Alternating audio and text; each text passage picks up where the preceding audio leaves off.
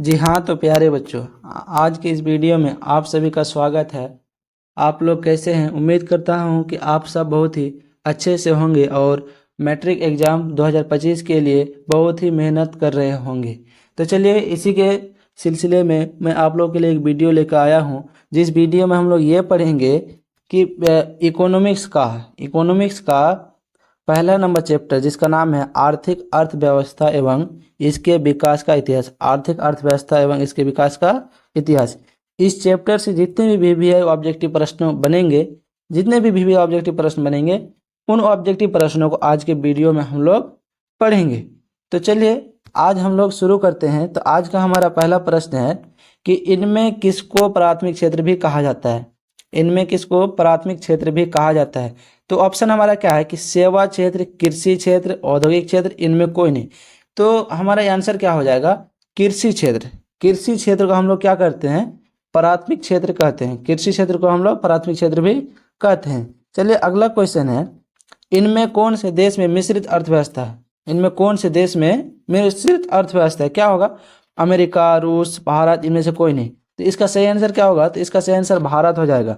भारत में जो है मिश्रित अर्थव्यवस्था है। ठीक है, चलिए अगला क्वेश्चन है कि भारत में योजना आयोग का गठन कब किया गया था? भारत में योजना आयोग का गठन कब किया गया था? तो इसका सही आंसर क्या होगा? चलिए ऑप्शन देखते हैं कि 15 मार्च 1950, 15 सितंबर 1950, 15 अक्टूबर 1951, या इनमें से कोई नहीं। तो इसका सही आंसर क्या हो जाएगा? 15 मार्च 1950।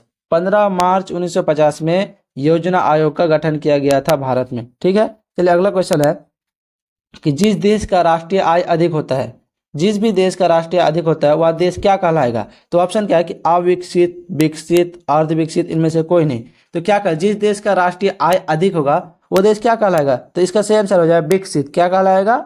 विकसित कहलाएगा। चलिए अगला क्वेश्चन है कि इनमें से किसे पिछड़ा राज्य कहा जाता है? इनमें से किसे पिछड़ा राज्य कहा जाता है? तो ऑप्शन क्या है कि पंजाब, केरल, बिहार, दिल्ली। तो इसका सही आंसर क्या हो जाएगा? बिहार। बिहार को कौन सा राज्य कहा जाता है? पिछड़ा राज्य कहा जाता है। चलिए अगला क्वेश्चन है कि शेयर बाजार की नियामक संस्था कौन है? शेयर बाजार की नियामक संस्था है। तो ऑप्शन क्या है?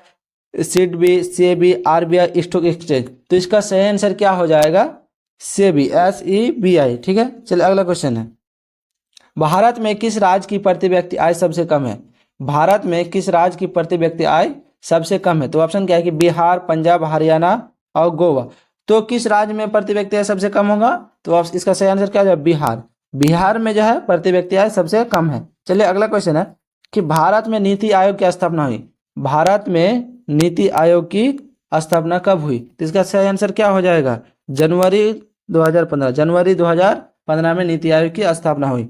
अगला क्वेश्चन है कि मिश्रित अर्थव्यवस्था का राष्ट्र है, मिश्रित अर्थव्यवस्था का राष्ट्र है कौन होगा? भारत, हंगरी, चीन, अमेरिका। तो कौन हो जाएगा? भारत। मिश्रित अर्थव्यवस्था कहाँ है? भारत में है। चलिए अगला क्वेश्चन है कि भारत की आर्थिक व्यवस्था है, भारत की आर्थिक व्यवस्था क्या है? समाजवादी, पूंजीवादी, मिश्रित, या इनमें से कोई नहीं। तो भारत की जो आर्थिक व्यवस्था है वो कैसा है? मिश्रित है। भारत की जो आर्थिक व्यवस्था है वो कैसा है?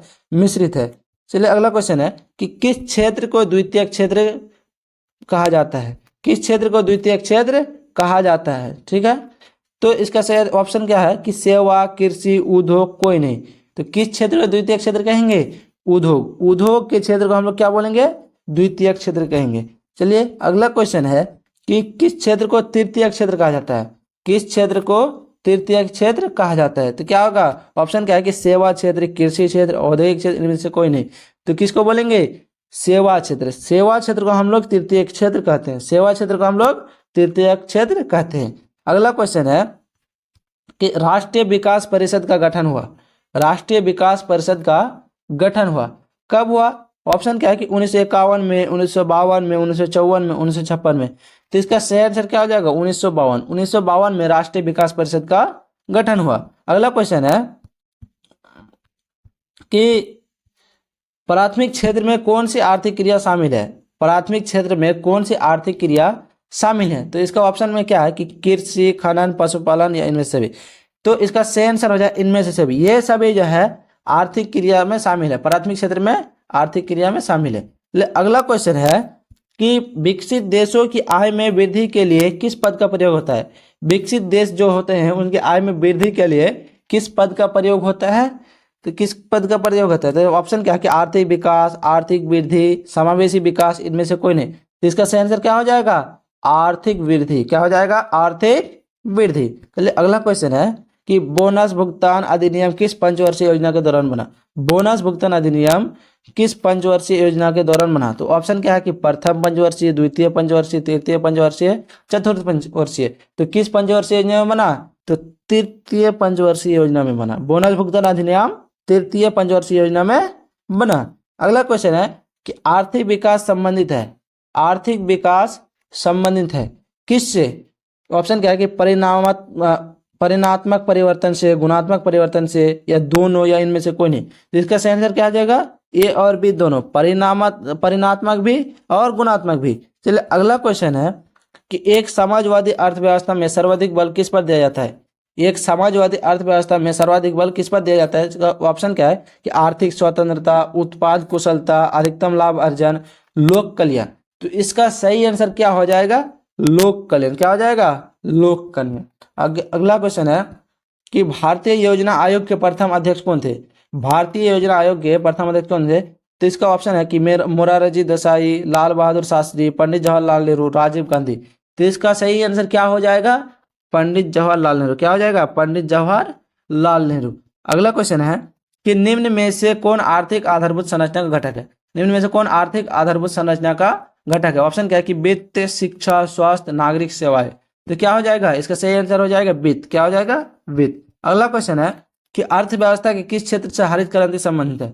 मतलब कि अर्थव्यवस्था के किस क्षेत्र से जो है हरित क्रांति संबंधित है? तो एक ऑप्शन क्या है कि प्राथमिक क्षेत्र, द्वितीय क्षेत्र, तृतीय क्षेत्र, या इनमें से कोई नहीं। तो इसका सही आंसर क्या हो जाएगा? प्राथमिक क्षेत्र। हरित क्रांति किससे संबंधित है? प्राथमिक क्षेत्र से। अगला क्वेश्चन है कि ऑपरेशन फ्लड क्या है?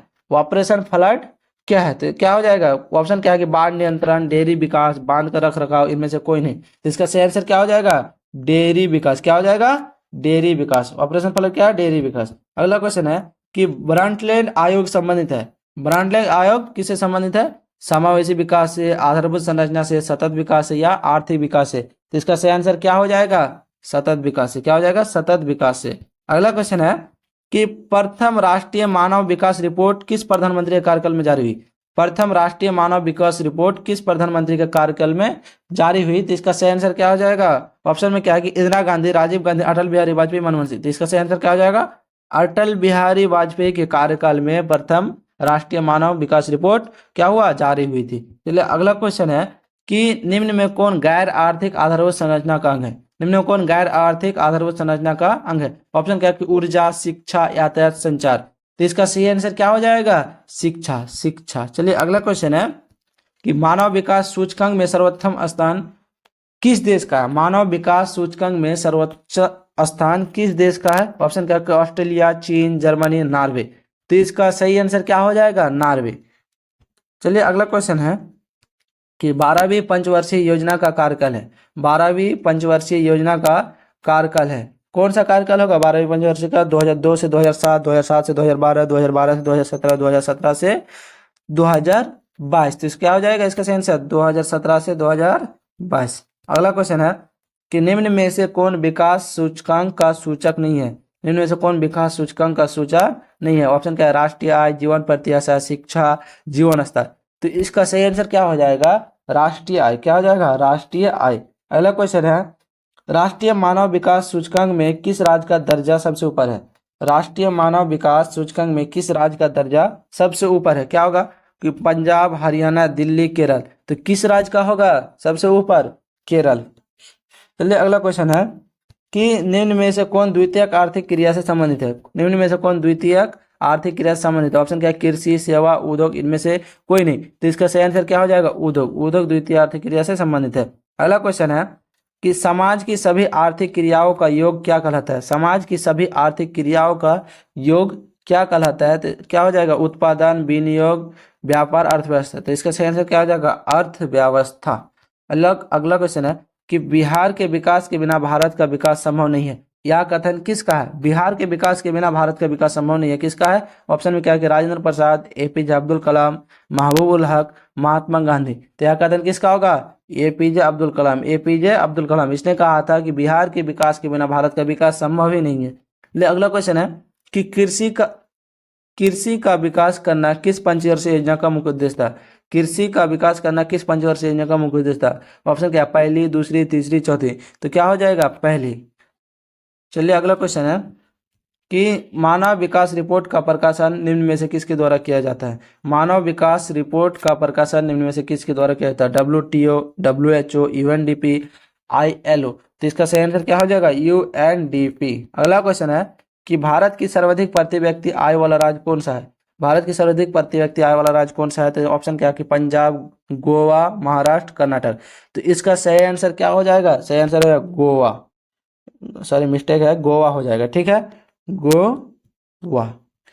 चलिए अगला क्वेश्चन है कि बिहार में जीवन यापन का मुख्य साधन है। बिहार में जीवन यापन का मुख्य साधन क्या होगा? ऑप्शन है कृषि, उद्योग, व्यापार या सभी। बिहार में जीवन यापन का मुख्य उद्योग, मुख्य साधन मतलब मुख्य साधन क्या है? तो कृषि हो जाएगा। जीवन यापन का मुख्य साधन कृषि हो जाएगा। अगला क्वेश्चन है कि भारत के पड़ोसी देशों में किस देश का प्रति व्यक्ति आय सबसे अधिक है?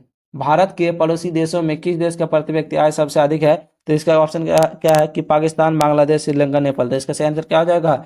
श्रीलंका। अगला क्वेश्चन है कि इनमें से कौन से देश में समाजवादी अर्थव्यवस्था है? इनमें से कौन से देश में समाजवादी अर्थव्यवस्था है? तो ऑप्शन क्या है कि जापान, रूस, भारत, अमेरिका। तो इसका सही आंसर क्या हो जाएगा? रूस। रूस में क्या है? समाजवादी अर्थव्यवस्था है। अगला क्वेश्चन है कि निम्नलिखित में कौन सा देश विकसित अर्थव्यवस्था का उदाहरण है? निम्नलिखित में कौन सा देश विकसित अर्थव्यवस्था का उदाहरण है? क्या होगा option? America, Sri Lanka, Bharat, Indonesia. तो इसका सही आंसर क्या हो जाएगा? अमेरिका। अमेरिका विकसित अर्थव्यवस्था का उदाहरण है। अगला क्वेश्चन है कि बिहार के आर्थिक पिछड़ेपन का प्रमुख कारण है। बिहार के आर्थिक पिछड़ेपन का प्रमुख कारण क्या है? जनसंख्या में तीव्र वृद्धि, कृषि पर अत्यधिक जनभार, बाढ़ एवं सूखा का प्रकोप। तो ये सभी जो है पिछड़ेपन का कारण है। बिहार का आर्थिक पिछड़ेपन का कारण ये सभी है। चलिए पहला चैप्टर से हम लोग का जो VBA प्रश्न था वो 40 VBA प्रश्न को लिए थे और ये सभी प्रश्न जो है बहुत ही इम्पोर्टेंट है, इसको याद कर लीजिएगा। साथ ही साथ इसका PDF नोट्स भी आप लोगों को वीडियो के डिस्क्रिप्शन में दिया गया है, इसको डाउनलोड कर लीजिएगा ताकि आगे चल के काम दे। चलिए आशा करते हैं कि आप लोग को ये वीडियो जो है बहुत ही पसंद आया होगा। अगर वीडियो पसंद आया होगा तो वीडियो को लाइक कीजिएगा, चैनल को सब्सक्राइब कर दीजिएगा और वीडियो को शेयर कर दीजिए। सब्सक्राइब कर दीजिए और वीडियो को शेयर कर दीजिएगा। चलिए इतना तक वीडियो देखने के लिए आप सभी का धन्यवाद।